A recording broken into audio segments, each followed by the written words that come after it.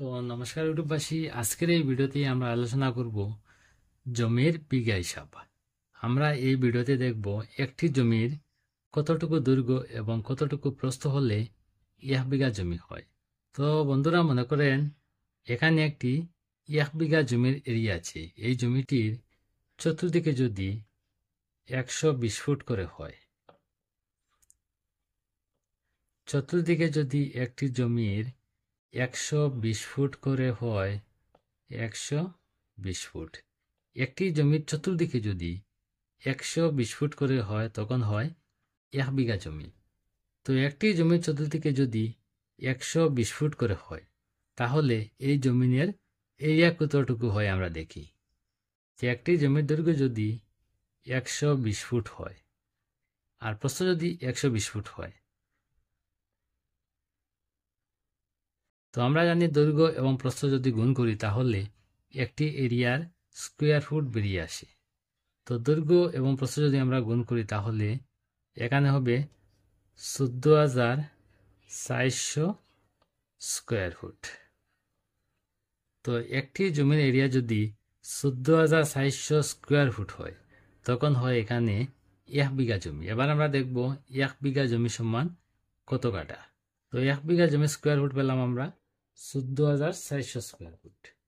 14,400 square foot, এটাকে যদি আমরা 720 দ্বারা এখানে আমরা ভাগ করব, আমরা জানি 1 কাঠা জমি সমান হচ্ছে 720 স্কোয়ার ফুট।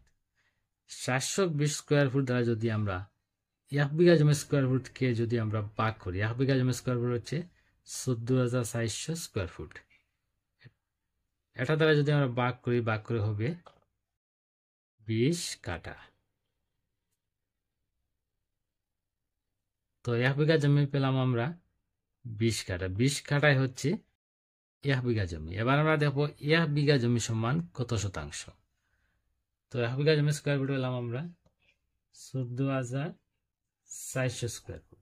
এটাকে যদি আমরা শতাংশ কনভার্ট করি, 1 বিঘা জমি সমান কত শতাংশ, এটা যদি আমরা বের করি তাহলে 435 আমরা 6 দ্বারা ভাগ করব।